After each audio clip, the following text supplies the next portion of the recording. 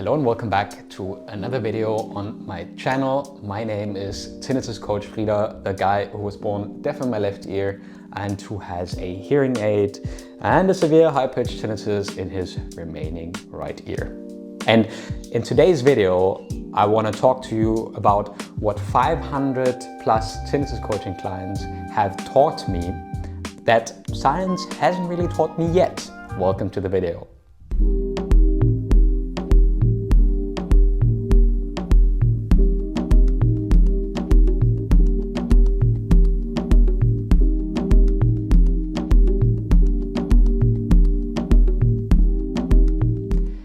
Yeah, so if you are new here to this channel and maybe to tinnitus also, then you probably have been told that there is no cure for tinnitus and that science is sort of still trying to figure it out, maybe with stem cell therapy, many other approaches of recovering lost hearing.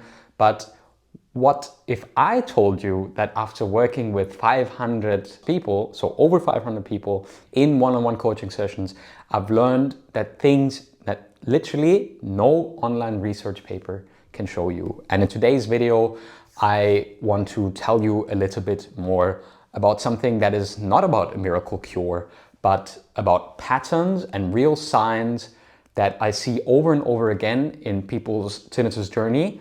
And I want to give you a little bit of an idea what a typical tinnitus journey looks like. So as a founder of mytinnitus.club and an online coach who's worked with between 500 and 1,000 people by now over the last 7 years, and I've seen so many different people with so many different variants of tinnitus. I can tell you I've seen people with very mild tinnitus have very severe reactions, and I've seen people with very severe tinnitus have very mild reactions to their tinnitus. And I wanted to share some of the biggest lessons that I have learned where I think science hasn't really caught up with that yet. So let's be clear though, right? Science has given us a lot already, right? We understand auditory pathways, we understand hyperactivity in the brain, we understand the connection between the amygdala, the limbic system in the brain, and the loss of input and the production of tinnitus. But what science often miss is that how people are actually suffer, right? So of course there's a report on the THI and TFI, and how many people recover and how they don't recover. But what we don't get into is that the suffering is not really only about the auditory perception of tinnitus, it's about the fear, the isolation, the frustration, the total hijack of your nervous system really, that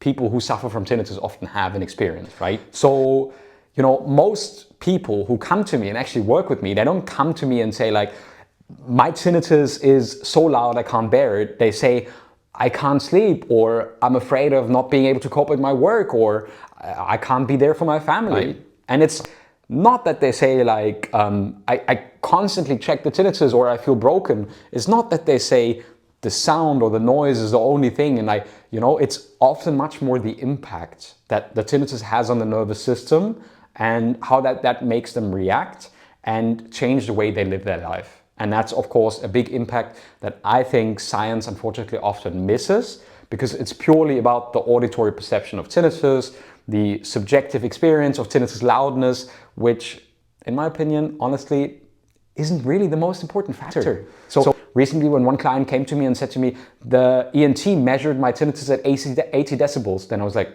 so what? This is subjective. This is not a real sound. It is a phantom sound that is produced in your auditory cortex, in your brain. We don't really have a valid way to measure decibel levels of tinnitus because they are subjective and dependent on your day, dependent on your anxiety, dependent on your personal subjective experience. So the core truth that many people have not heard before, and what science also says, right? Science always only tries to solve tinnitus in the way that we have to get rid of it completely and never hear tinnitus again.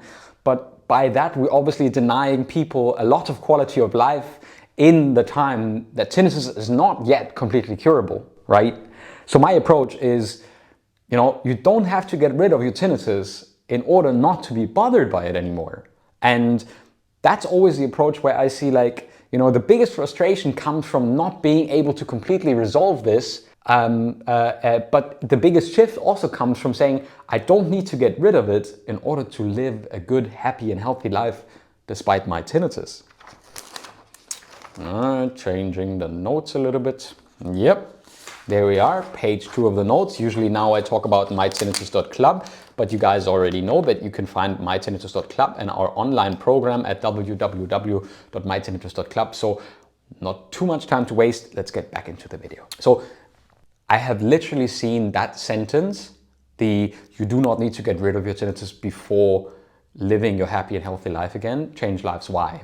Because the most important thing is that people are stuck in a fight, and the fight is actually what fuels the problem. So this wishful thinking that only when tinnitus, or the perception of this phantom sound, is gone, which is a normal thing like your heartbeat or your breathing. And here, right, now we go with the things that my clients taught me, that where I think science is a little bit like missing the point. I've got 6 points now for you that follow. And the first one is, most people habituate through shifts in perspective and not through external tools. So it's not in using hearing aids or sound maskers or a certain dietary restriction, but through internal shifts in perspective of how they perceive their tinnitus and what they think and feel towards their tinnitus. These things, in my opinion, change more people's path beneficial towards habituation than any other thing. The second thing that I want to say is that the moment that people stop resisting tinnitus, the nervous system can start to calm down, because you no longer have to constantly fight. And if you no longer constantly fight, your brain says, oh wait, I'm not constantly fighting this anymore, so we're not feeling as drained anymore, so therefore maybe it's not as dangerous as I thought it might be. Very important. The third one, community, is one of the most powerful accelerators of relief. I've seen people connect in our community, and even in the self-studied spaces of our community, I've seen incredible progress happen because people connect with other people inside our online program, which is available 24/7 with people in different time zones, and the support that you get from each other with a positive framework is one of the biggest accelerators for habituation and for making this perspective shift happen. Number 4, personal meaning matters. So if you have purpose beyond their tinnitus, you will do a lot better. So no matter whether it's your grandkids, your kids, your job, being nice to the people in life that you have around, if you have values and things that you strive for, and things that can be very, very small things, like even the tiniest thing of smiling to the next stranger that you see and wishing them a good day is a value to live by. And that shows your brain that you are in the driver's seat, not your tinnitus.